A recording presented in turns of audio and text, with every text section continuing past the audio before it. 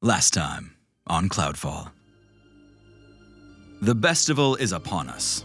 The citywide competition where the citizens of Baxi compete to find out who's really holding all the talent. Poppy competed against the biggest names in the local food scene, with her whole party at her side. Their effort, combined with Poppy's incredible natural talent, won them a slot in the top 10, with Poppy being pronounced as the best baker in Baxi. But they didn't get to celebrate, even for a second, because even though Poppy came out on top, the entire island is about to fall down.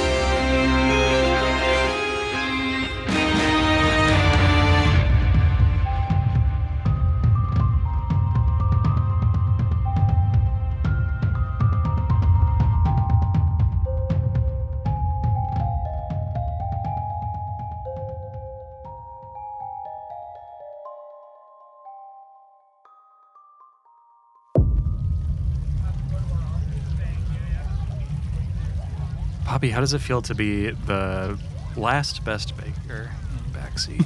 Wow. That's pretty morbid and kind of put a damper on my win. Well, you hold the title forever.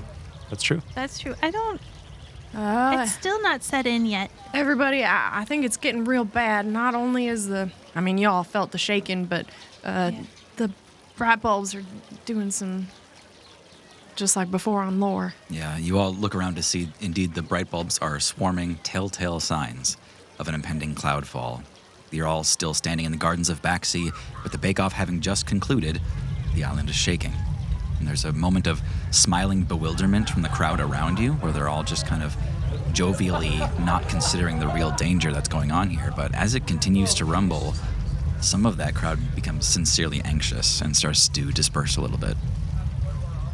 What do we do? I want to go to the core. I think that's a good idea. I think we need to stop with the festival. I can try and talk to the top 10 because I'm one of them now, but I don't know if my word will mean anything yet.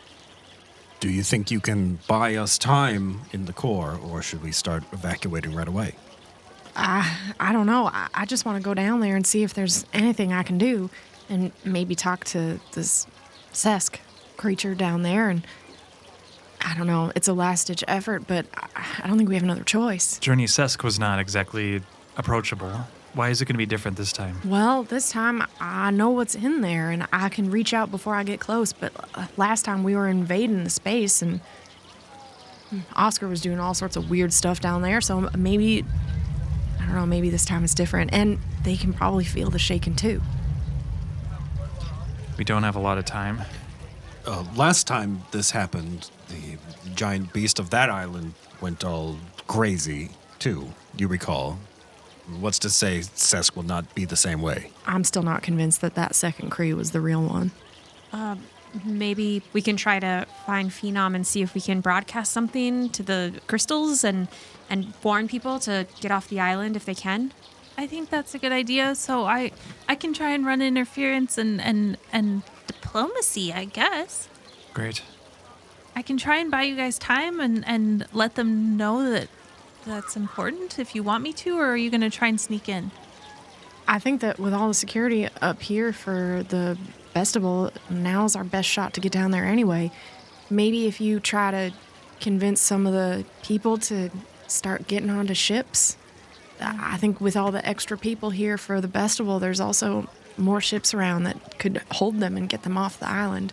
I wouldn't share what they're up to in the core. Okay. We don't know who might try to stop them. Okay.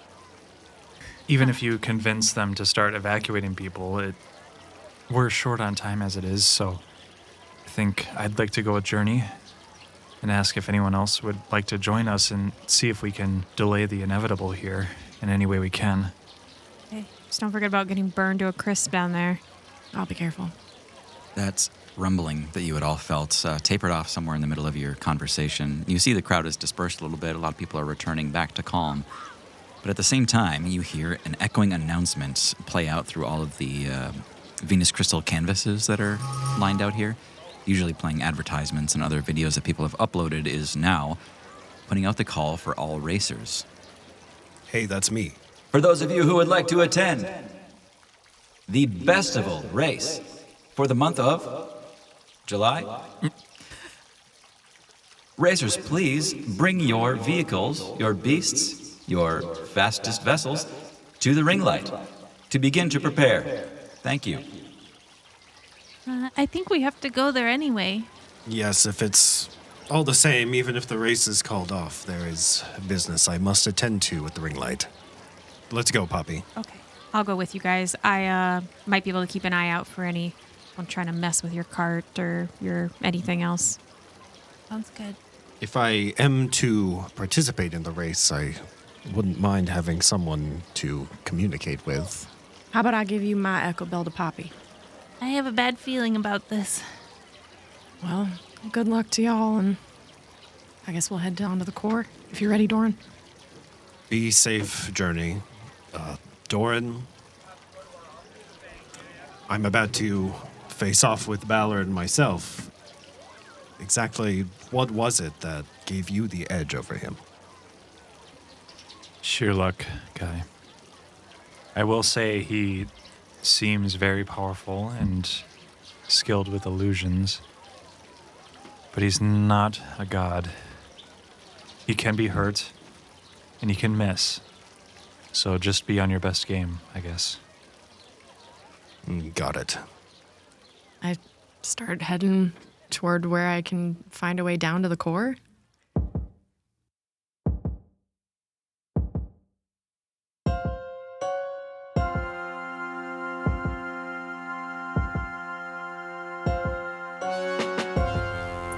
So, Journey and Doran, the first time that you all made it down to the core, you took a path kind of laid out by Oscar. He had you going through this utility room with a now broken spinning pipe that led you down and up and down again and into this blower room and finally into the core. You also escaped through a single vertical column about 500 feet up. How are you planning to get back?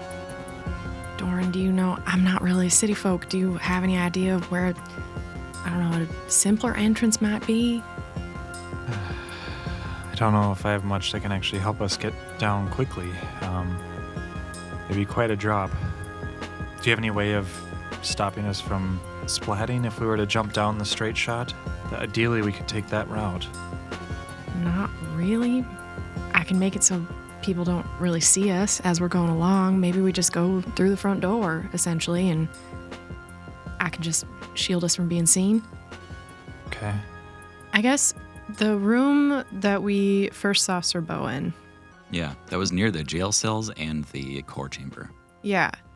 I'm wondering if it would be easy for us to get back there, because I remember the tree was also there. Yes, yep. That's all in Hushtown. That's in the lower district. So you just take one elevator and you're there. We need to go fast.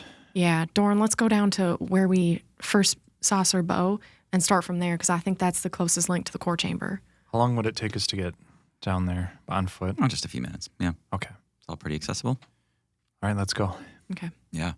I mean, before long, you guys follow that same trail that you followed when you first got to Baxi. So you actually walk out of the front gates down this kind of side utility road on the outskirts of the city, out to the brass elevator, down into Hushtown. And that familiar quiet and cold greets you when you're there. It almost looks like a snowy village with all the ash in the street. And Journey, as you're crossing through the middle of the cobbles here with this big circular layout, you see that tree in the middle of it, completely leafless, standing in the cold. Yeah. I'm going to cast Pass Without Trace on myself and Doran.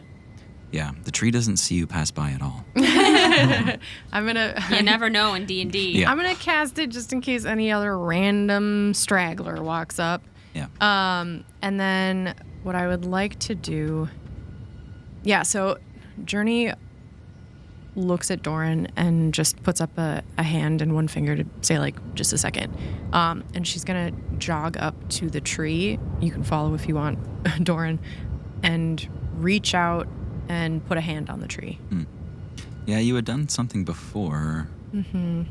Speech of beast and leaf. Yeah, so I can communicate in a limited manner with beasts, plants, and vegetation. They can understand my words, but I cannot understand them in return.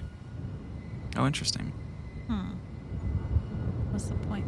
You gotta tell a plant to be Leaf. cool. To leaf. Well, here's the deal.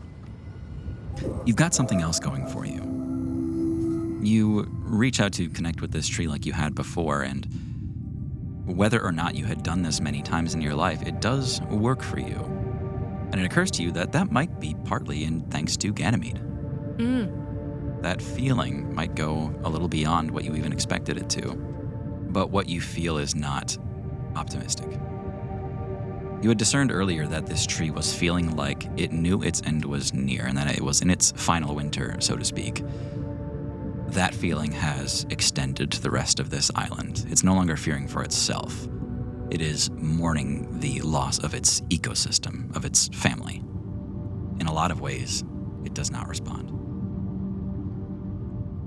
Can I get a feel for how deep its roots go?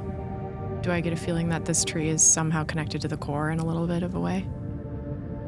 Doran, you're watching Journey. She's got her hand on the trunk of this tree, and she's been standing there for a while, kind of furrowing her brows again and again, trying to make it connect with her, trying to really get something out of it. And then you see Journey's eyes kind of flick open. And you see a thoughtless tear roll down Journey's face, and then another. And I'm not sure she even realizes it's happening to her, but Journey, you feel that it's not just the trees and the plant life here, it is everything on Baxi depends on this magic, depends on the Bismite. You get the feeling that you're stepping on something much bigger here, and it has to do with the connection between Bismite and the people around it. And you feel a sense of dependence. Doran, I think we're running out of time. I think we gotta go to the court chamber in a hurry. Let's go. I just help Journey up and head off on a brisk pace. It's not far before you find that same door, and again, you guys pass by this branch where you either go right into this utility corridor that leads you into the court chamber, or left down into the dungeons. Make a perception check. Is this related to anything Ganymede related? Oh, it is for Doran, advantage. Hey. 21. Hey, all right. Mine's not worth mentioning. It was bad. Okay. Doran, are you attuned to Ganymede right now? Yeah. Attaboy, okay. He's not making that mistake. Punished you so bad you better not, yeah.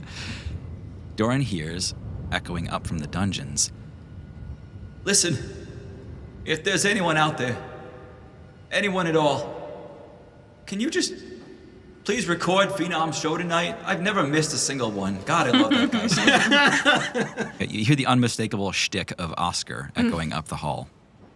He is imprisoned down in the dungeons after being recently caught by the brass. Journey, hold up. Yeah. I think I heard Oscar in the dungeons there. Oh, come on. He might be able to help us. He does know these paths really well. Yeah, that's true. Let's go get him. So we're going to try to stealth in Okay. to the dungeons. Yeah. Pass without trace isn't... Pass without trace. Pass without trace is an hour, right? Yeah. So we're good. You said it 3 times in a row. Yeah. That summoned something. Yeah. I disappear. Beetlejuice, Beetlejuice. So yeah, if we're going to be doing stealth checks, we each get +10. Okay, cool. You guys hit the bottom of those stone steps. You look left and right. You see the path continues down straight forward. And of course, there is a small chest-high desk, a single tabaxi. Okay. They're the only one that seems to be wearing like a blue policeman's uniform with the cap that you would expect to see. Yeah, I'm going to try and sneak past by literally crouching so that I'm below the top of the desk and just whoop, whoop, whoop. Yeah, it is a kind of straight shot that they have with not a lot of cover going there. So it's you're pretty much hiding in plain sight, hoping that they don't notice you. That's the situation. Are they you're reading in. something, or are they like sitting there like just staring off? This person is not especially committed to their job. They're leaned over what looks like a giant kind of like crosshatch shape, and they're filling in like numbers or letters into little squares. Seems they're paying attention to something else, at least in part. Okay. And then all of a sudden, you see him kind of like look up and look around, and he turns around and he goes, "Shut up!" Just yelling at the prisoners again. I was going to say he's playing Crystal Crush. Oh, it's perfect. Okay. I'm picturing these are individually locked cells or... Yeah. So looking down this thing, so each cell is actually like a half of a tube, like a half pipe, I guess, going vertically up. So they're just little like alcoves in the wall. Sure. You can see that the people here are held to different levels of security. Some of them have shackles on their hands and knees in addition to being in the cell. You can tell Oscar's in that exact situation. They do not want him flying anywhere. Okay. All right. Okay.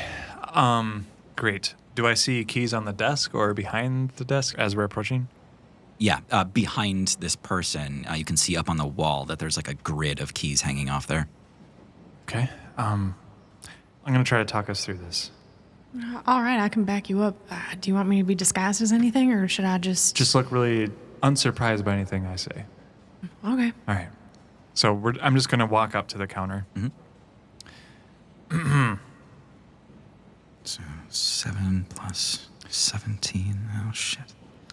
It's 24. Oh, You smell nice. thanks. Who are you? I am an ambassador of Poppy Kenmore, the new best in Baxi. Poppy has business with one of the prisoners here, and I was... Oh, wait a second. He pulls out a crystal from his pocket, and he kind of like clicks it, and he's shining something down on the desk. And Doran, you see yourself Yeah. at a distance in the gardens of Baxi. You're holding up the corpse of Mercy, and you're shouting. You can just barely hear it in the crystal, and you like throw her to the floor, and you see like blood spatter off to the side. And he goes, "Oh, wow. Yeah, what can I do for you?" Quite a show, right? Yeah, no kidding. I do need to escort one of the prisoners. Yeah, God, you work fast. You got another one? Sure. Yeah, we got some open cells. Oh, no, I need to escort one out, actually, on orders of Poppy Kenmore. They're needed for questioning to the 10. Yeah, sure. Can I just see your papers? Papers? Oh, sorry, on the mainland, we don't... What do you mean, papers? We just... Yeah. Wow, one of the brass would have given you a paper for extraction here, and then we can just get them right out. Who is it you needed? It says right here, I'm going to try to subtly cast Minor Illusion. I know that's a sorcerer ability, but I'm going to be like, try to whisper. Yeah. Do give me a stealth check for that as well. Okay. Stealth Pass check. without trace still applies here, yeah. Okay. So I got a 30. Just barely makes it, yeah. Okay. So I'm casting Minor Illusion to create a piece of paper, and Yeah. it's just like not actual words, it's scribbles because I can't discern that much, but Sure. you can clearly read Oscar on it. Okay, yeah, he looks at your AI-generated script. Okay, fair enough. It's cat GP. He says, Cat GP, that's so good. He kind of like stops you, like waves his hands out, and he goes, nah, we don't need to get all technical. Come on. okay. We're friends here. I All just right, who'd wanna- you say it was? It was Oscar, that one right over Oh, yeah, all right, the grouch. All right, let's get him. there. Probably save you some trouble. He's been shouting as we were walking down here. I heard him every time. so- Yeah, absolutely. I super appreciate it. I was hoping I could at least hear the echoes of Phenom upstairs, but not with this guy sitting here. He walks over to the cell, unlocks it straight away, and he goes, you got lucky. I guess you got friends in high places. And Oscar is looking at the two of you in absolute disbelief. You're still under arrest, Oscar. I'm taking you to some important business. So you sold me out.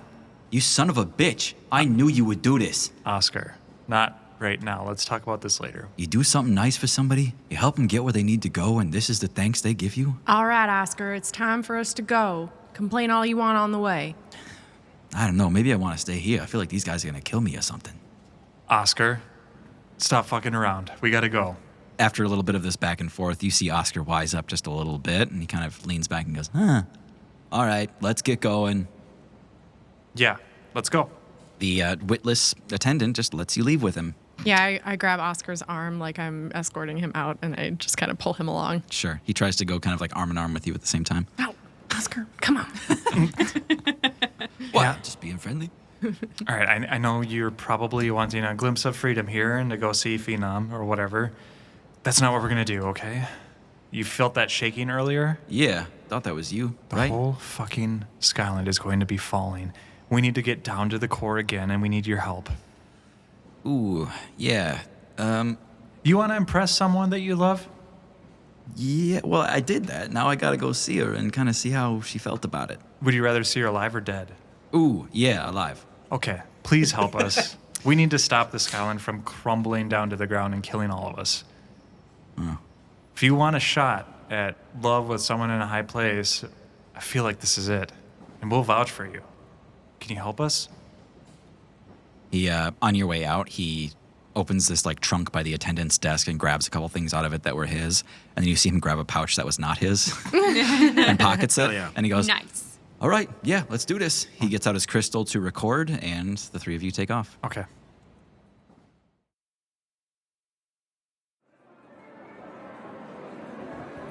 Aaron, Poppy, and Guy are all moving towards the ring light. And when you get there, you see this place is more populated than ever. There is a haze of excitement in the air, and you see a swarm of tens of thousands crowding into the ring light from all over the clouds and the mainland. There's a dark, dramatic lighting everywhere, and people giggle with excited energy as they brush past you. You all have to shout over each other just to hear anything under the music that's thumping as you try to find a place to sit and watch the show before the race. When you settle in, the Baxi boys are just finishing up their last song. The four of them are breathing heavily and holding a dramatic pose with their hands on each other's faces in a giant tableau of will they, won't they. They scramble off the stage as the music fades and the crowd erupts into cheering. Is there like a VIP box of the top 10? Ooh, good question.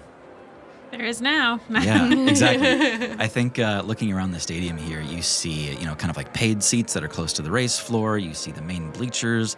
And then, you look up towards the higher stands, and there are these protruding boxes with this long, like, cantilevered bridge. And you see others from the top 10. You see Mabel Maybe up there. All right, Guy, are you gonna go enter the race? Yes, I'm not sure. Do I register now or after this Phenom event? Looking down, you can see there are racers that are kind of getting their positions as Phenom is taking the stage. They're getting set up to initiate the race immediately after Phenom's show. So I need the cart there as well? Yes, yep. Okay. Are you good if we separate now? Good luck and everything. Please don't destroy her. I would never dream of it, Poppy. Your cart is in good hands. Thank you. If it does happen, I'll get over it. Don't think like that, Poppy. It will be fine.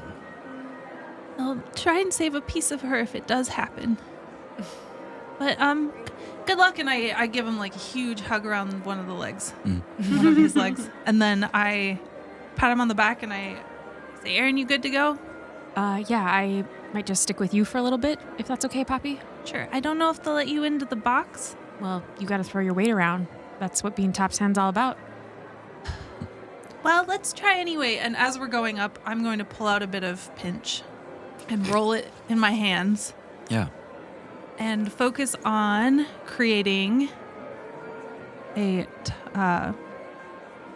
batch of toffee temptations, Okay. because I feel like I can do it now on the fly. I've gotten enough experience imbuing magic in the moment. Yeah. Tonight was a show of force by Poppy. Not only the best in Baxi, but your personal best display that you'd ever come up with. And to say that you are on fire right now is an understatement. You are crushing it. I'm literally on fire right now. The magic is just That's these falling two. out the wazoo. I feel really good about this one, Aaron. And a stack of 3 cookies, because I cast a 3rd level major image spell, Okay. which is an illusion spell, Yeah. which is what I need to cast that. And it creates a cookie per spell level. Gotcha. So I have 3 toffee temptations. Yeah, you all see Poppy take that little ball of dough and she kind of like lays her hands flat against them, and as she pulls her hands apart, you smell fresh baked goods, as if she's literally baking the cookies one by one as she pulls her hands apart from each other, and you just see 3 fully formed cookies as if she had baked them all over the course of a whole morning. Whoa, I'm I've never seen anyone. They smell real. They are real. It worked. I just made them. Holy crap. That's amazing. If someone could do that in the slums back on Farewell, oh my God, you'd be good. Wow, Poppy. See, you don't even need the cart at all. Well, I mean, I suppose, but that is my lifeblood, so. Yes, I know. I'm trying to decide if I should do another batch of those. How many can I make? What happens when someone splits a cookie? DM? They get half Less as effective? I would say if somebody splits a magical treat, it is less magical to the point where it does not have its full effect. Okay. Or any real effect. Okay. I'll do another one. So just 2 in total? Yes. Okay. So I have 6 cookies. Okay. Okay. Let's do this. Good luck, guy. Thank you, Aaron. Let me know if you spot anything. And he taps his ear where the echo bell is. Mm-hmm. Sounds good. Goodbye, Sir Bo. He's like still in the cart, I'm pretty sure. Oh, that's right. Yeah, I wanted to ask about that Yeah. because I was kind of counting on. Yes. Serbo is still in the cart, and so he, right now, is your only crew to speak of.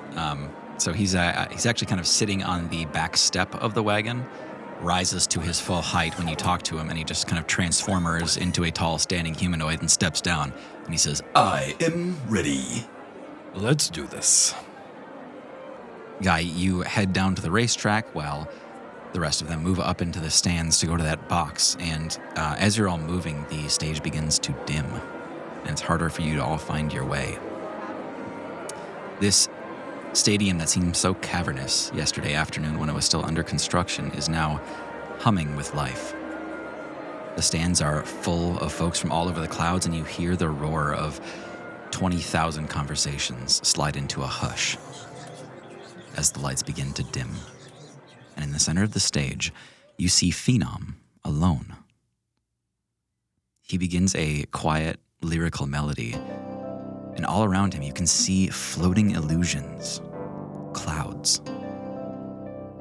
and thousands of glowing violet lights floating among those clouds.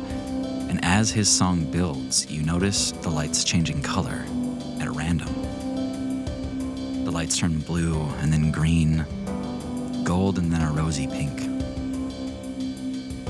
And you see a swarm of illusionary bright bulbs drift into the scene, creating a dazzling, hypnotic constellation. And as the song swells, the lights begin to rapidly go out. Those dull, rosy lights, in the space of an instant, blacken. Except for one. And the music quiets. As Phenom stands before the light in a verse, he reaches out a hand.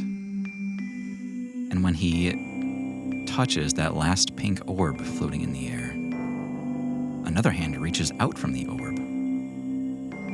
And Phenom pulls them out of the light, and it's a dazzling pink specter with a silhouette that looks just like Phenom. You can tell this is one of a million illusions that he's upholding at the same time. And they begin to dance together, and there's a melodic burst that conjures 100 more pairs of these dancers on the stage. And in the chorus, he says, "Don't be afraid. Don't waste the day. Don't wait until everything's okay. Let's go swimming in the winter. Let's eat our cupcakes before dinner. And we know it ends too soon. So take my hand. I'll fly with you." The ring light explodes into vibrant light as the track illuminates. Poppy, looking down from that box, you see the ring light in full glory, all kind of angled up to shine onto the center stage, and you see Phenom in his full performance mode. And you had seen this before, but it is just breathtaking. The amount of illusions he can uphold. Being a wizard, you know what that takes, and looking over Phenom, it hits you. He might be the most powerful wizard you've ever seen. Oh. You see Mabel standing next to you, and she goes, "Oh, hello again. You here to set more records?" Oh gosh, no, probably not. I did want to talk to some of you if you're all here. Yeah, some of us are around. You You want a little shrimp? She reaches over and grabs like a shrimp on a toothpick off of a silver platter. Oh, sure, thank you. Who all is here?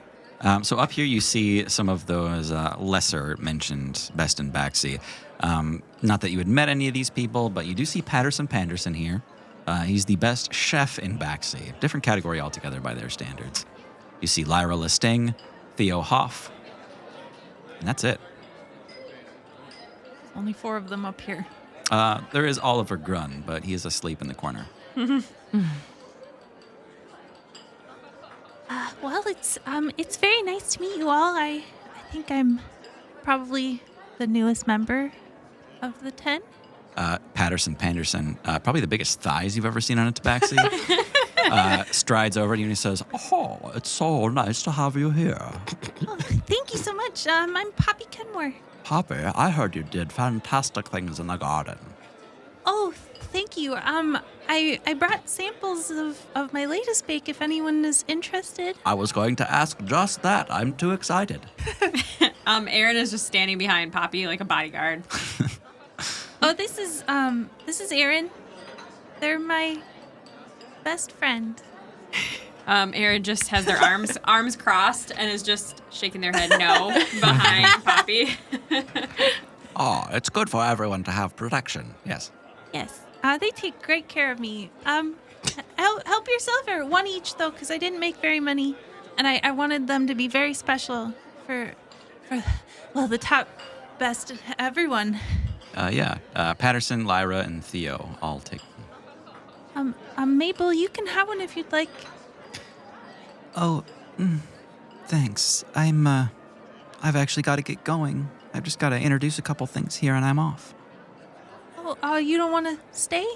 Oh, no. It's, this gets old after a while. I'm not too worried about losing out. Well, where do you have to go? I think I'm just going to call it a day. These races, it's too nerve-wracking. Well, where we're from, it's bad luck to turn down a cookie, so I wouldn't miss out. And Erin nods down at the cookie stack she's holding out. I was in the gardens. I'll take a cookie. Does he just nap? Don't wake him up. Okay. Look at me. Don't wake him up. I won't. I'll try not to. Thanks. But yeah, have a cookie. Wow, did you feel that rumbling earlier? It was crazy. Mabel looks away. I don't. It's really scary. Something like this happened at the island I was last at. Oh, don't worry. It's probably just construction noise, I'm sure. Oh, it seems awfully like what happened on Lore. Oh, I heard about Lore. Yeah, I think everyone probably did. I was there. It was really scary. We got away just in time. The entire island fell. Everybody goes silent and looks up at Aaron. We just barely got out, and the same thing is happening here in Baxi. Has everyone eaten their cookie yet?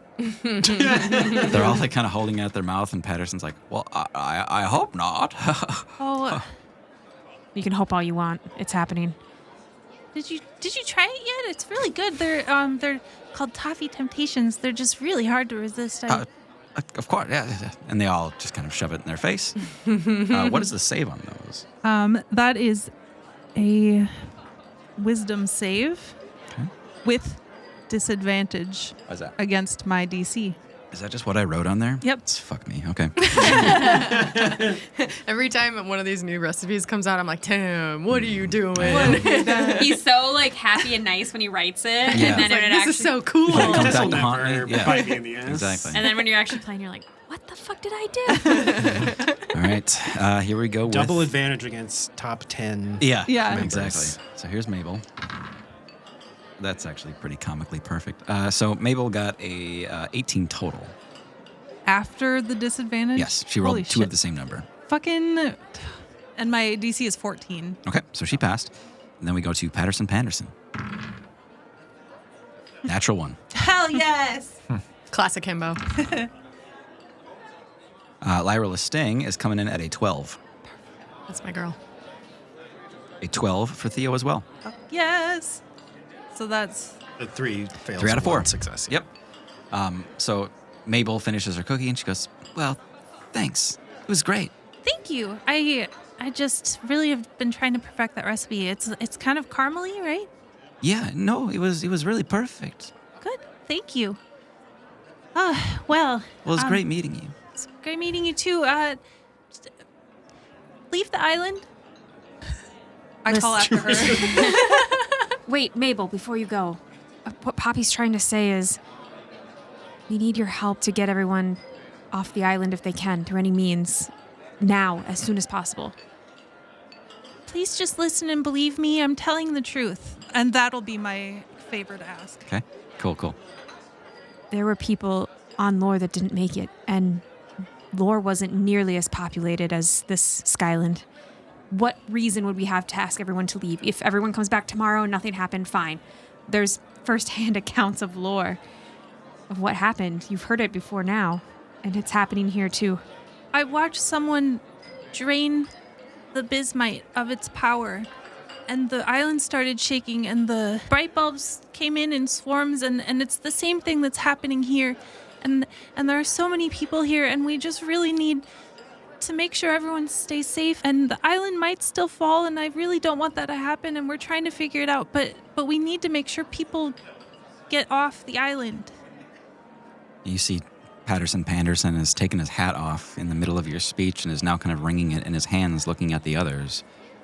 Patterson says, how much time do we have? I can't really say. We're trying to figure that out right now. Probably less than 6 hours, I would guess. It's gonna fall tonight. I'm fairly certain of it just from previous experience, and we just want to save lives. And you all have the most influence here. If we can even save a few people, that's better than nothing, right? Can I have used my persuasion, but specifically on Mabel?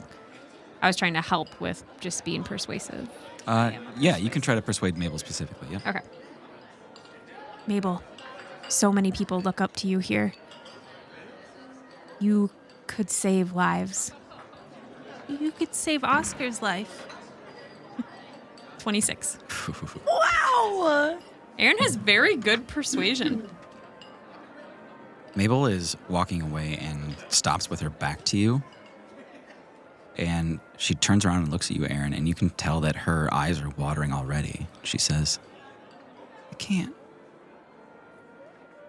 I can't leave. I can't help you. I have to stay here. You're gonna fall with the island if you stay. I know. Is it your choice? This was the only way we could do it. What do you mean? Guy, Damn it. you're down at the racetrack. You can't hear a damn thing. There are people that notice the rolling pin and Sir Beau and you, and they start to kind of push you towards the lineup for the racetrack in between all of these stalls, and you see a bunch of other racers down there. As Guy is approaching that area, he's doing two things. He's keeping an eye out for Ballerin and Steed as well. He's also just inhaling deeply, taking in the smells, because last time he was down here, it kind of reminded him of something about his horseback days, you know? Yeah. That triggers right away, because sure enough, there are horses stabled down here. You actually don't see any in the lineup that are going to race tonight, but you do smell their presence as they're kind of abundant here. And that means that one of your Ganymede abilities triggers. As long as you're here, you have a +4 to your grapple checks, and you grapple as if you were one size category larger. Okay. Different kind of beast handling.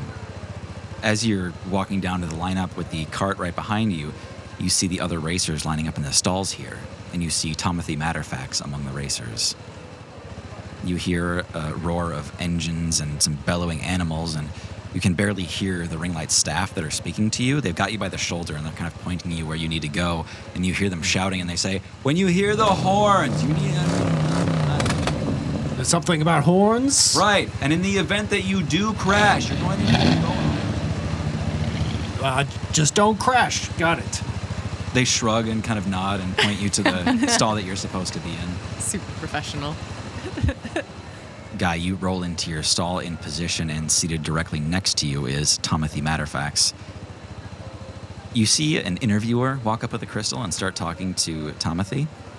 He says, Timothy Matterfax, pleasure as always. Please tell us about your new wheels this month. Timothy says, thanks, pleasure's mine. Yeah, this baby just got finished up this morning, and I'm here to take her on her maiden voyage.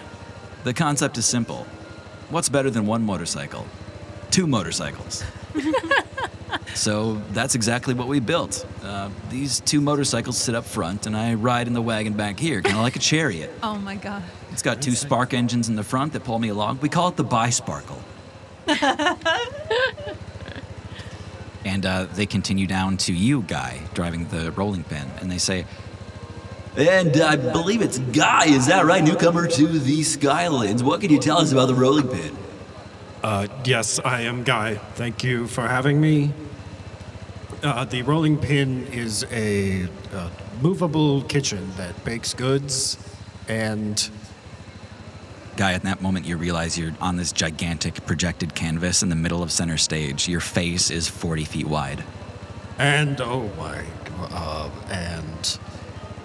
it races. And you're from the mainland, is that right?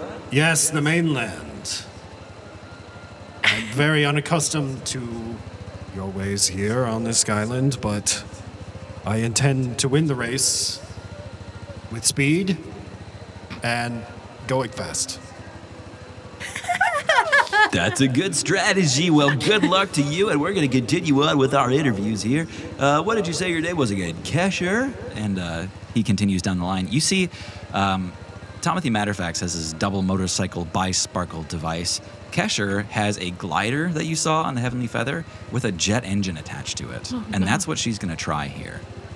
Seems safe. Totally safe. Seems good. No problem. Yeah. Really easy to control. Oh, no. You have a helmet or anything? Yeah, she's got a helmet. Okay. Some wrist pads. Goggles. Right next to them is Demi from Demi's, the breakfast spot.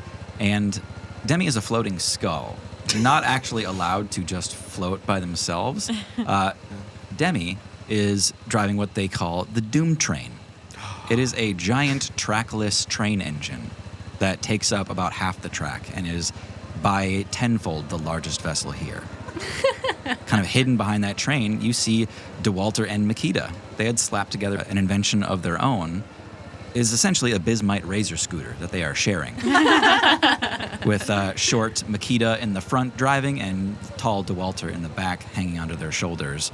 And last in the line, you see Brody Tatum. Oh, yes. Brody has harnessed the power of bright bulbs. He's cast a net over some 10, 15 bright bulbs and is using them like a flying hot air balloon. Oh. Wait, is this the like himbo from the Bake Off? Yes. Oh hell yes! Bro Tatum. I love him. He's a potato. And then you all hear. And Guy, you look up to see Steed, otherwise known as Starcrunch, flying into this arena with a huge armored figure on their back. You look at all those canvases around the ring light, and they're showing old clips of Balaran racing, coming in at first place every single time, every single race. In the last year, Balaran flies in at number 1, and it just shows him in the same armor on the same steed every single time. He circles around this place, and you see people standing in a giant wave as he passes by their seats in the ring light. He does 2 passes around the whole circle and lands 2 spaces down from you. You see the interviewer sprint up to them, cutting off their interview with Demi, running up to Balaran and saying, Mr. Balaran, you've been quite the character lately. Care to comment on the allegations? Is it true that you're a crime boss? Are you the kingpin? You see a silent stadium and cameras focused on Balaran, and he doesn't say anything. Ooh, no comment. That's fair, no spoilers, I get it. Okay. How about the race tonight? Any of these new challengers got you excited? No? Well, I understand you're a man of great focus. Best of luck, Mr. B. Not that you need it. And he begins to back away. Guy tries to get the attention of Tomothy next to him. Mr. Tomothy, it's me, the guy. He pulls up some extremely expensive-looking goggles, and he says, yeah, what do you need? They said you race every month, is that right? Yeah. Usually come in top 3. Has anyone ever beat that one, Ballerin? Oh, no. That horse dragon thing is impossible. Impossible. Yeah, I don't know what it is, but you can't beat it. Nobody can. Unfortunate. Sorry, kind of is what it is. Just accept that, 2 and 3 is the place to be. Well, I do appreciate a good rhyme, but I do intend to come out on top this time. All right, well, don't say I didn't warn you. I will not say that.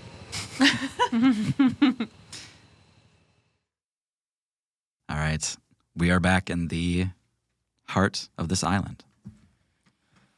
You guys are staring at this spinning pipe that's just rotating again and again. Nobody has fixed it since you've been in there last time. Yeah. The broken pipe that you all used to get down into the ash trap in the first place is still spinning in place. And Oscar, before we go any further, I feel the need to remind you that we are, in fact, flammable as far as we know. I did make a note of that last time on the account of yous almost dying. Hey, yeah, on that note, do you have anything that you can give me to make me less flammable? I do, actually. Oh? He reaches into that pouch that he grabbed, and you see a bunch of stolen goods. Great. In addition, he pulls out a little badge. There's a brass badge with 2 filled-in pipes, 2 out of 3 pipes.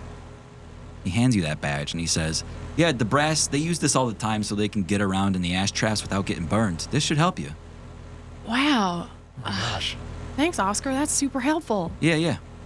Cool, okay. Yeah, I put the badge on. You look back, and Oscar has already jumped down the pipe. Okay, well. Yep, let's go. All right, yeah, I follow. Okay. Yeah, knowing that you've all been through this before, that part of it's not too difficult. You know how to time it out. Crawling on your belly through the next chamber, also not that difficult. You get to the next one where there is a 35-foot upward leap to get to this platform. There's a broken ladder you could try to take that you guys opted not to use last time. Oscar floats right up and he says, oh, come on. We gotta set up a rope again? I can try with my vine. As a free action, I may command the vine to move quickly of its own volition and attach to an object or surface with clinging roots and sticking paths. Hell yes. So, yeah, I take out the vine and I look at it. I haven't used this yet, but I'm willing to try it.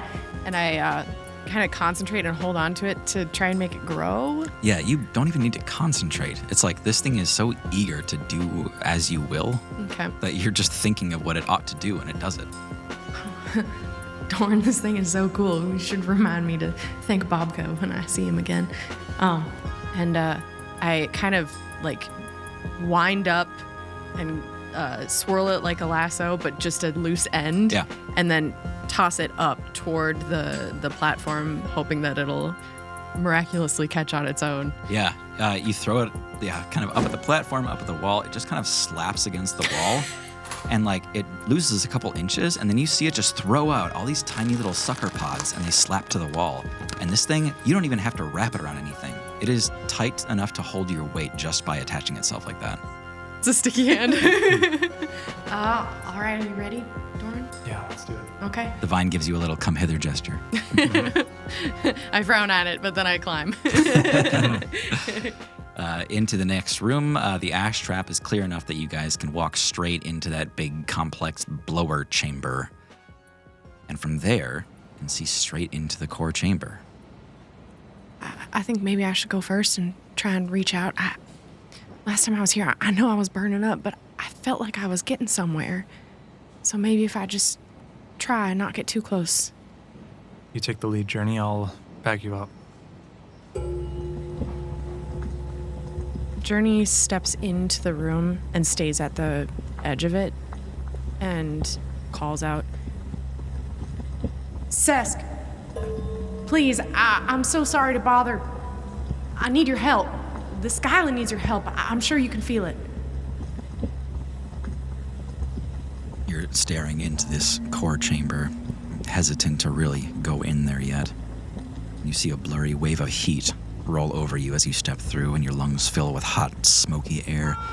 And you see that faded heart of Baxi, hazy in the distance through the smog. You see a calm river of magma flowing around it all that begins to slow and darken and harden. You see it shake to life as it hardens into the form of Sesk, curling around the faded bismite as if they were his own eggs. You can see Sesk address you in that moment, and you know immediately Sesk is not malevolent. He is terrified.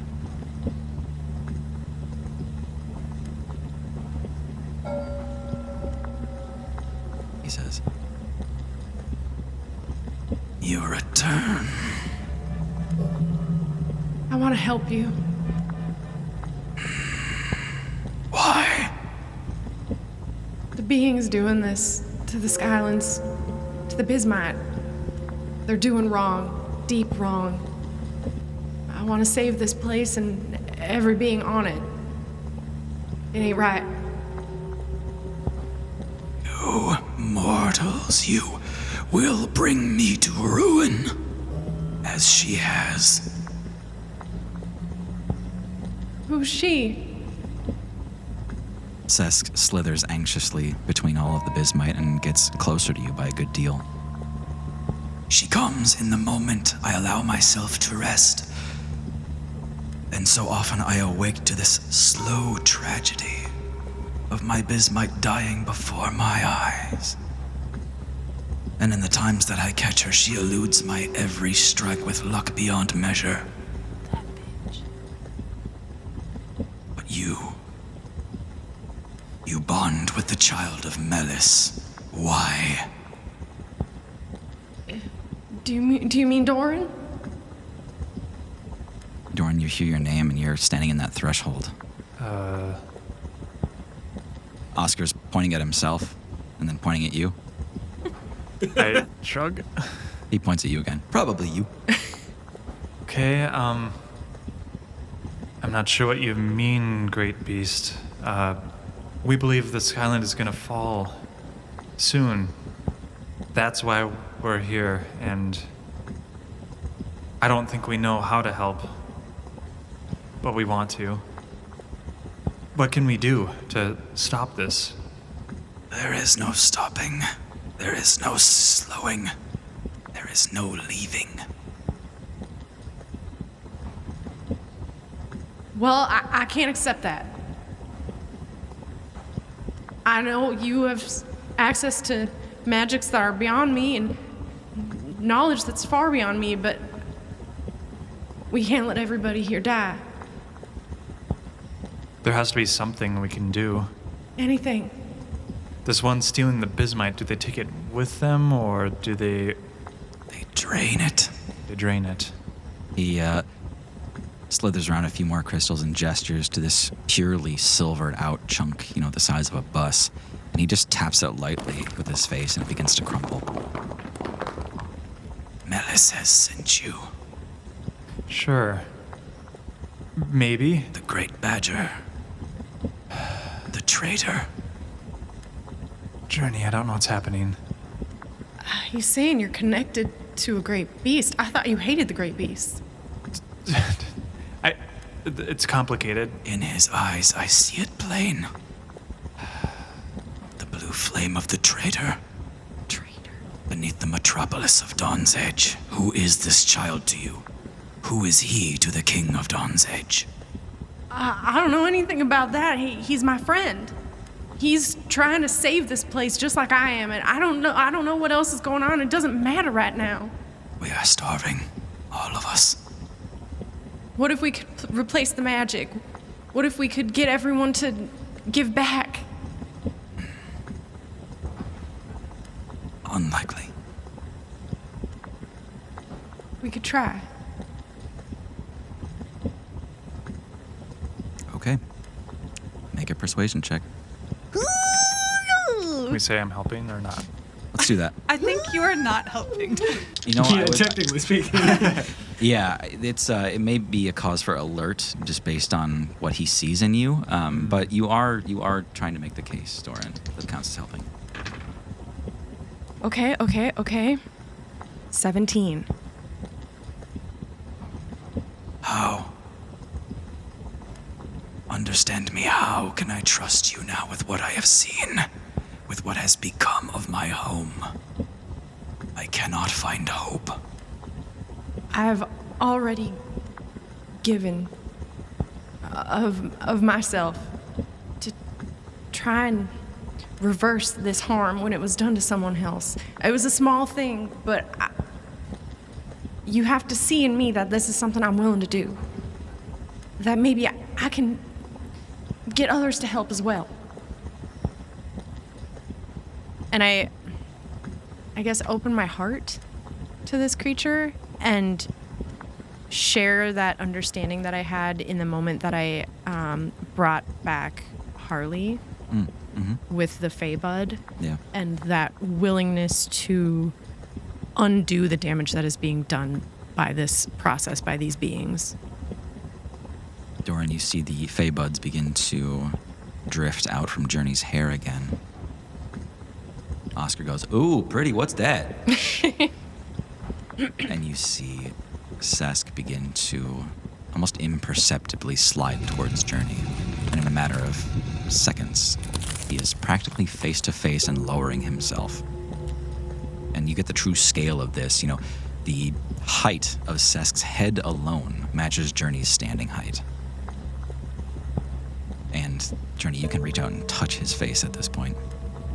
You can see in his eyes that he has given up. Do as you wish. You have to be able to fight. You can't do it alone. I can find a way. Will you help us? At that, you see him lay his head on the ground. You don't know if he's dying or dejected, but you can see that he has considered this the nail in the coffin. He's got nothing left for this. I reach out and I place my hand on his head, and knowing that what I can do is so small compared to what he is, I cast Cure Wounds. That's really cool. Regardless of the numerical outcome of this, he sees how little you have to give and how willing you are to give it. He opens his eyes again, staring at you with his big black eyes. You can tell he's looking straight at you, Journey. And then he just gives a slow nod of his head. But then you see him suddenly jolt upwards. And Doran, you hear the worst thing that you could hear right now. A single clacking hoof, followed by another and another. I immediately tense up. Oscar, Journey, Who is that? the last person we want to see down here. Oscar is turned around. He's pointing. Doran, you turn to see Ballerin Breeze. His handsome face and light blonde tabaxi hair begin to shimmer as a cloud of sulfurous smoke drifts by the magma, and when it passes, you're looking at a fawn. A fey creature easily 8 feet tall, with massive hooved feet, with enormous curled horns, arcing from his head like a ram, glistening like obsidian in the light of the magma, and he's striding towards you. Listen here. I've got no problem with you. You gotta do the smart thing right now, you hear me? Stand clear. And Doran, he's not talking to you. He's talking to Journey.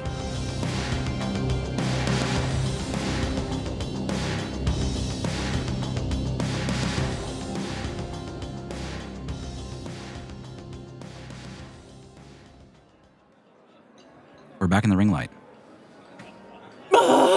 Everyone had just agreed to help you. Mabel is crying and desperate, and she just confessed to something big.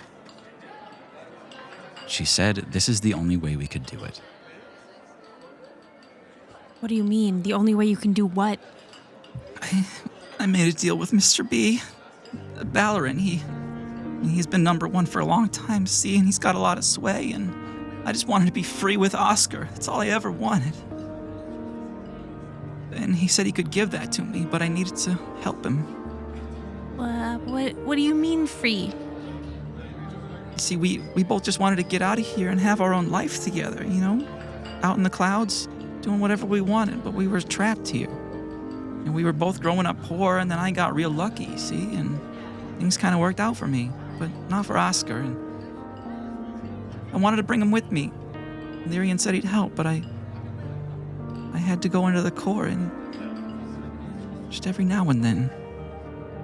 And do what? Just say hi to the snake, right? No, a snake couldn't touch me. I'm too lucky for that. But I would just kind of drink, you know, from the bismite down there. Take some of the power, just a little bit, you know, just a little bit every day. Just for a year or two.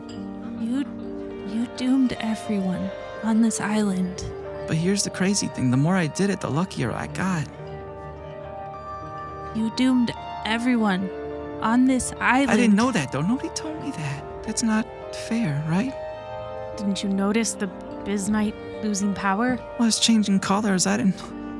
What choice did I have? It was Oscar. You work with Oscar and figure it out together. You don't sacrifice an entire civilization for your own personal gain. You don't do that. That's just not okay. She breaks down a little bit. Can we tell if she's telling the truth? You can make an insight check, yeah. The thing that I'm questioning is, did she know what she was doing? You know, like draining the island? Yeah, go ahead. I always roll bad on insight. 7. Okay. You did actually beat her. Wow. Yeah, she's pretty raw right now. There's Okay. not a lot of deception here. Okay. I think she's telling the truth. She didn't know what she was doing. What did Ballerin want from you? Just for you to go down there and drink in power? And that's it? Yeah, that's all he said. I don't know what he was thinking, but he just wanted me to go down there. And he didn't take it from you then? He didn't want the power you got? You see her kind of looking at the ground. She says, no, but he did want me to go meet him just now. That's where I was going. He's in the court chamber. He wanted me to go with him. Get on the bell. Okay. Warn them about all of this. Aaron holds up the echo bell right in front of their face. It never has used one before. And it just is like, hello? Okay, maybe you didn't know, but this is really not good, and you have to help us reverse it, okay? Like, do some good. Okay. Yeah, I can do some good. I'm pretty lucky. I need you to convince as many people as you can to leave. Leave where? Leave the island, the Skyland. Yeah, where and how? Have you seen all the ships? Everyone's here right now. People travel from all over. Yeah, okay, the ships. All right, we can do that. Yeah, sure. Any possible way of escaping. Everybody has to help each other. Yeah, all right. I know what to do. There's like an announcement system. You see those guys up there? She points to 2 announcers that are casting the race events. It's not too far from you guys, but that's where she wants to get to kind of make this announcement. Wait. Let's record something right here so you can get the words out and everyone can hear it. Yeah, okay. Okay. How do I use this? She like clicks it for you and gives it back to you. Okay, go. Hi, everybody. Mabel may be here, and well, I'll get right to it. It's bad, everybody, and I'm sorry, but we got to get out of here. And you gotta believe me. See, Baxi's not doing good. Baxi's going down. So everybody get out to the docks, out to the hangar. Everybody who's got a ship, you gotta be real generous, because this is it for a lot of folks. You hear me? Everybody's got to get out of here, and Oscar, Memory wherever you full. are. It says memory full. She looks down and she goes, okay, that's... Sorry, we only bought it 12 seconds. So we didn't.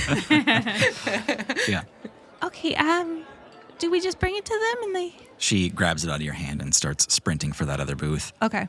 down at the track.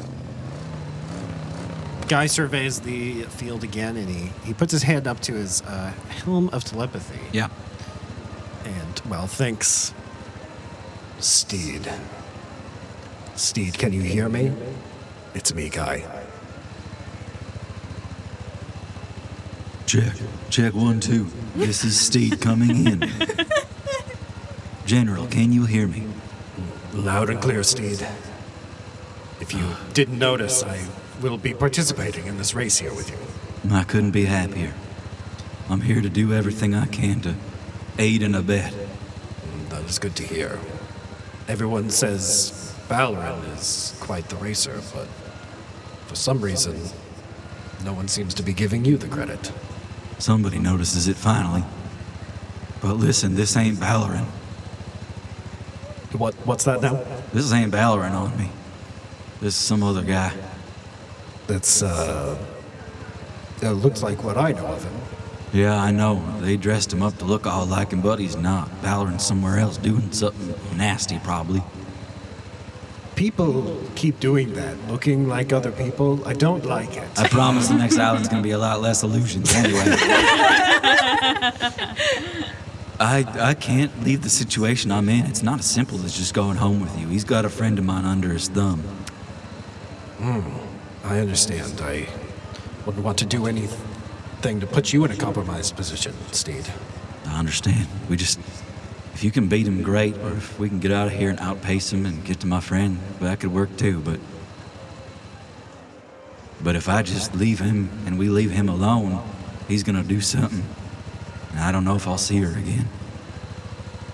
Very well. I will do what I can for your friend, and I think we will get out of this together.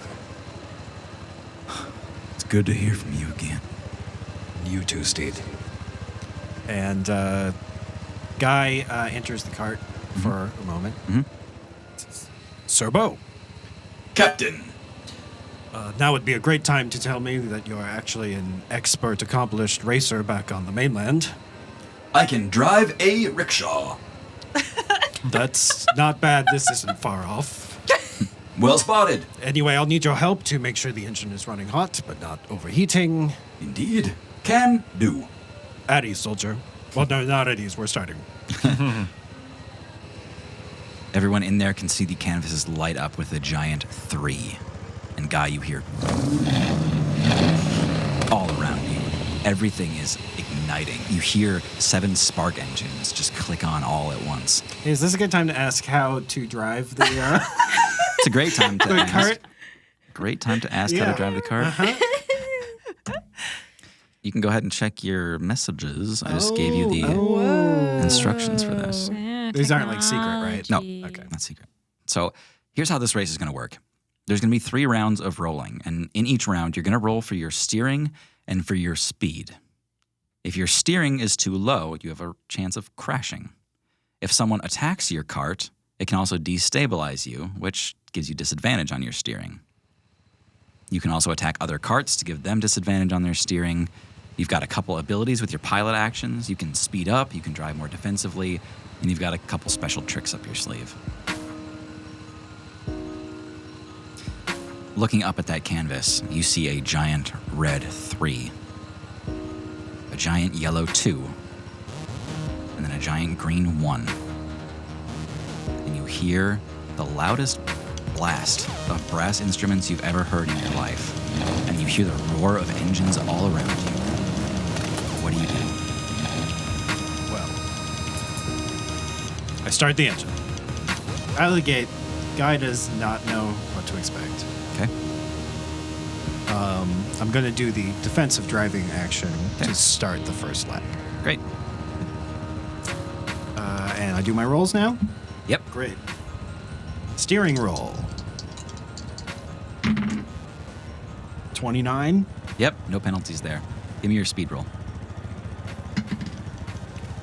8. All right. So whoever has the highest speed at the end of the next 3 rounds is going to be the winner of this race. Oh, 3 rounds, yes.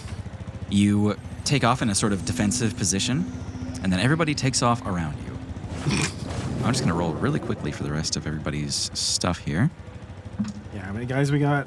There are 6 other racers.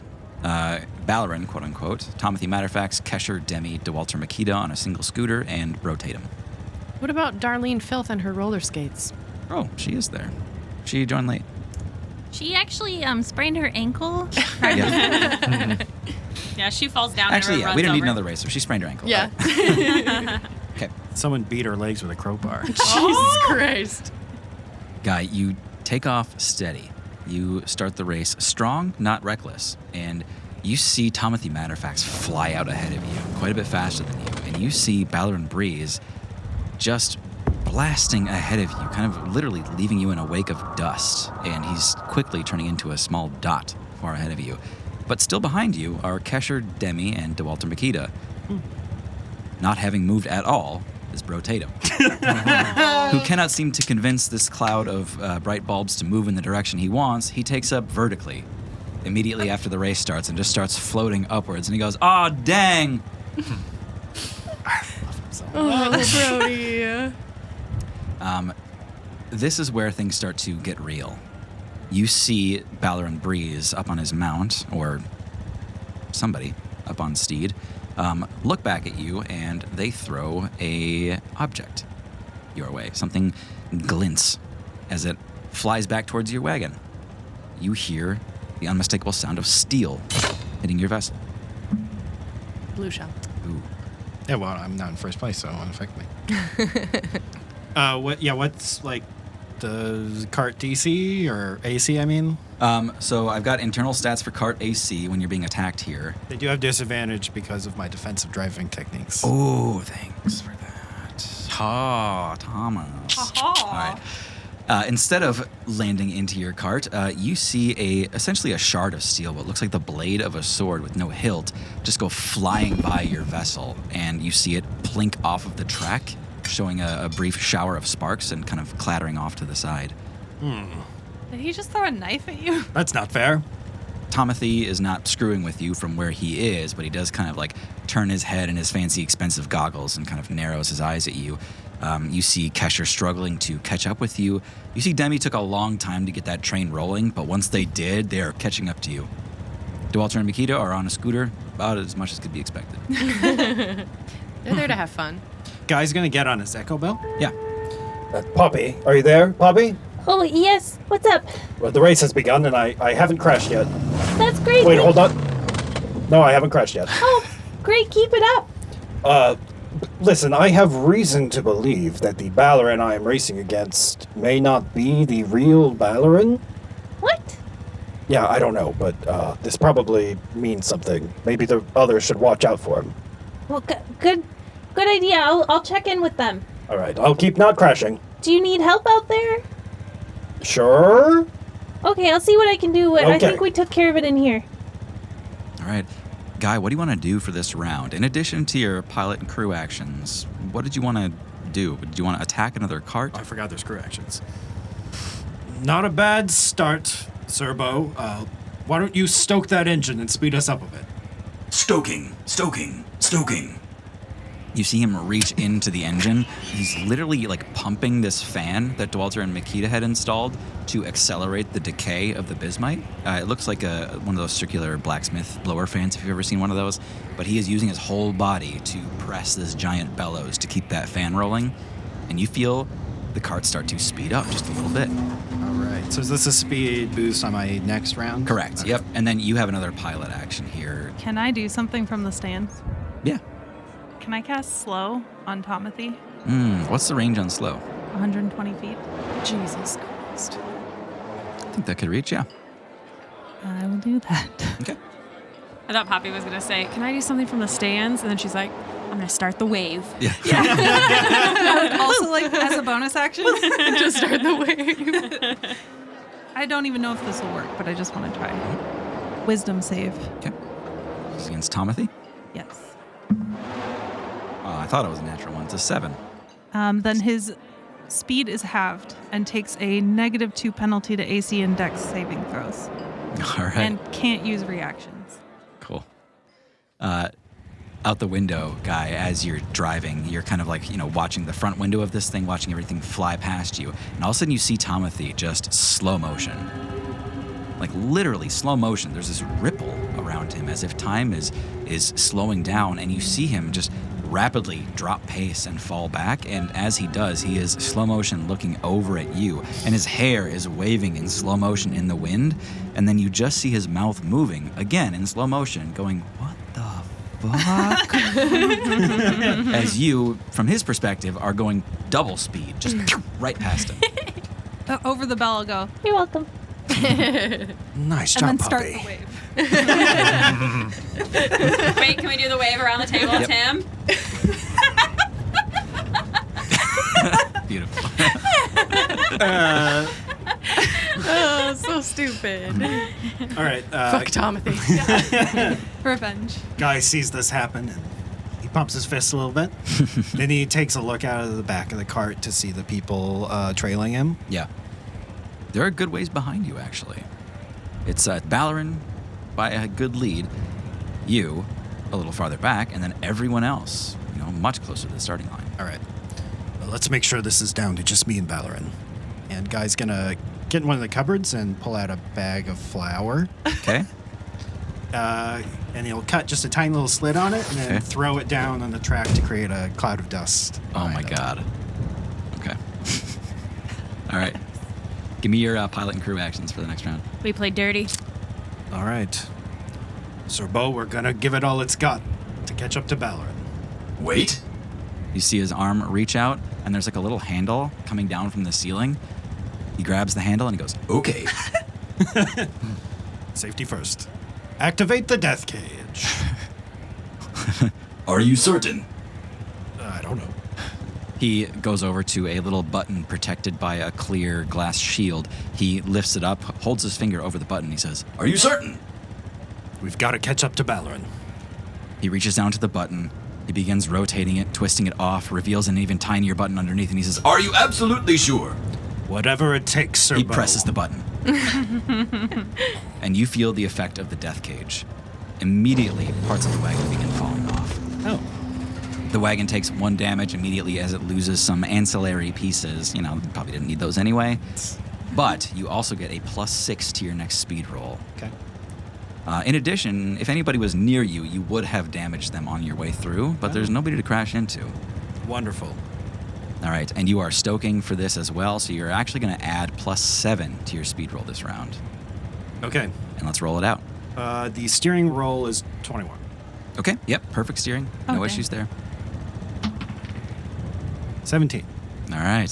What die are you rolling for speed? 10.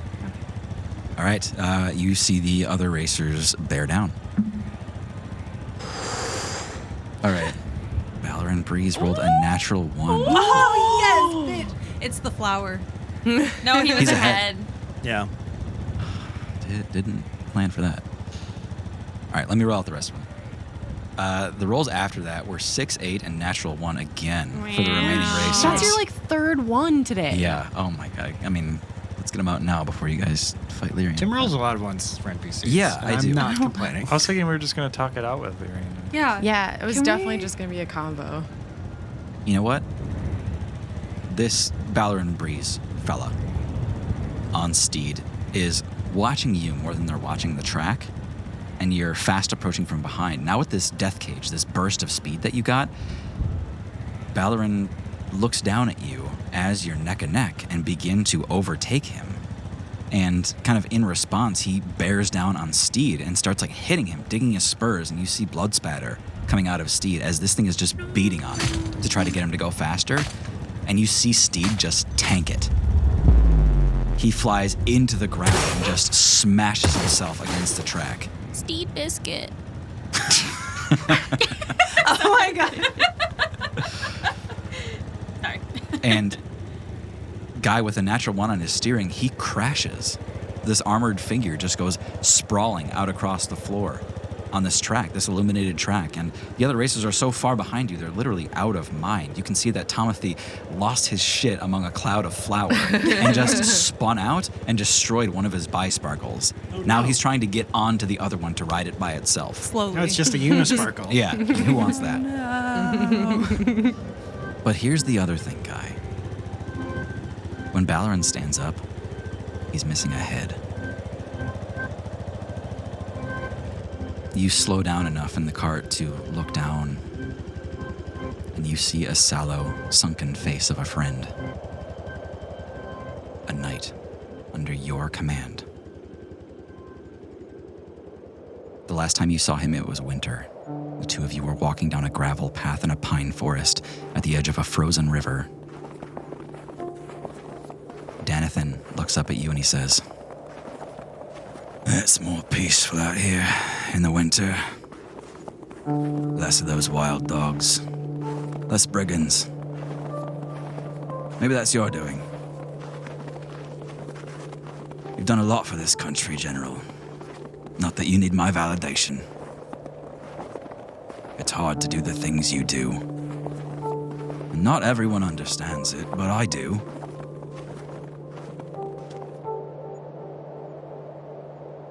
There's a howling breeze between you, and he's staring out at the river. And there's just the smallest noise of metal between the two of you. He says, "I know why you've brought me out here." He looks down at your sword. "But you can trust me, General. You have my loyalty. There is no need for this procedure. I am to serve you until my death." But regardless, Guy, wordlessly, you draw a great blade of Lodum, similar to the one you own now, but this one is carved with spiraling runes and a silvery flowing metal inlay. Danathan sighs and looks at the frozen ground and turns away from you to look over the icy river. I am glad you understand the weight of what burdens us all, my friend. But soon, you will not have to. And a crisp, ringing whoosh pierces the air as you decapitate one of your best men. Danathan was not the first, not the last, but you did what had to be done to secure the loyalty of your knights, to secure Lodum. And Guy, you've hardly realized what's happening here now in the real world. It's that Timothy passed you up on his one little motorcycle, going about half speed. He passed you up a couple seconds ago because you're stopped in the wagon and you're staring at the head of Danathan as the body comes to retrieve its Dullahan head. This armored figure picks up its head, refixes it to its body, and the crowd has gone quiet now that so many of the races are taken out of commission and Timothy is by himself just fist-pumping, driving away from you, thinking he's the best racer in Baxi. You're standing illuminated from below on the ring light here, standing before one of your best knights, Danathan Hawk. What do you do? Guy disembarks from the rolling pin and starts walking toward the figure. You. Is it you? Danathan? You hear the scrape of a sword being drawn. Guy is just slowly walking forward, and he's very anxious and is taking deep breaths as he is trying to understand what he's seeing before him. The deep breaths kind of bring back more memories, and he's trying to remember where he is and remember who this person is in front of him, and he kind of loses himself. Danathan's looking at you, now with his sword at his side. He brings it up and points it at you from just 10 feet away. You hear his voice echoing out underneath his helm. He says, We serve Viren. We serve Lodum. And we're back in the core chamber. Aaron is one of the 5. Sorry. Oh, really? I'm having a moment. We're back in the core chamber. It's Doran, Journey, and Oscar, and Lyrian, and Sesk, of course. But the only thing speaking right now is an echo bell. You hear Aaron's voice. Hello? Without breaking eye contact with Lyrian, I pull the echo bell out and put it up next to my ear. Hello? Is this thing hello? Aaron, it's working. This is a really bad time. Okay, Doran, we just talked to Mabel, and it seems like she was the one drawing the power from Sesk, but she was being blackmailed or something by Lyrian, and I think he was calling her down there, yeah. So just keep an eye out for him, okay? He's here, Aaron. Oh no. What the heck? What do you mean Mabel was working? Doran, what the fuck is she talking about? Aaron, I know I haven't said much, but I do care about you and everyone else, and Aaron, like, the echo bell slips a little in their hand. And she's like, Sorry, what? this might be goodbye. Hopefully not. And I put the echo bell away. Doran, no. And so basically with Lyrian, I am basically prepping silence just in case he tries to do something. I am not even paying attention to Sesk or Oscar at this point. Okay. What are you doing here? Lyrian takes his eyes off Journey for just a second and flicks them down to you, Doran, and he says, I'll deal with you when it comes time. You get out of my way. We're not going anywhere. We're all dead anyways. The only thing that would bring me joy is to ensure you die too. Fine. Move up the timetable if you want. You see him reach out both of his hands up to his sides. He begins to breathe deeply, and the island begins to shake.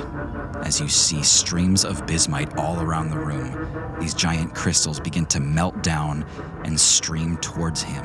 This gleaming liquid metal from all over the room begins to enwrap Lyrian's body. In an instant, you see he is plated from hoof to horns with immaculately detailed bismite armor, making Diver's outfit look like a joke. The metal cools into a rosy silver. He reaches out a hand to receive a silvery spear, taller than he is. Behind him, 6 more spears just like it, arranging in a floating arc like lustrous wings. Don't go pretending I never gave you a chance. Oscar, this man has something on Mabel. We need to stop him. You got it. Journey, if there's anything you can do to get Sesk the help, we might need it. As Doran was kind of talking with Lyrian, Journey behind him was slowly like growing claws and teeth and looking more primal and vicious. And was crouching in front of Sesk as if to defend him. And she also went to draw out her bow. And that is the tableau. With a bow drawn, claws out, Doran at the ready, and Oscar beginning to ignite and float beside you. Lyrian with his spear wings outstretched, pointing straight at you. The island begins to shake. And we end it there. Jesus Christ. Thanks everybody for listening. I'm Tim, your GM. I'm Aaron and Doran. Oh my God. Who are you? Who are you? I'm Hannah. There you go. And who do you play? I'm Aaron. There you go. I'm Tara and I play Journey, and Journey might die. Who knows? Hey, I'm Thomas, and I'm Guy. And you're not winning the race. There's still time, baby. You were ahead. Yeah. Anyway, sorry. I am John, and I play Doran today and next week. Who knows? So. And I'm Maggie, and I play Poppy, and I did not sign up for this. Share the show with people you love, and we'll see you next time. All right. Bye.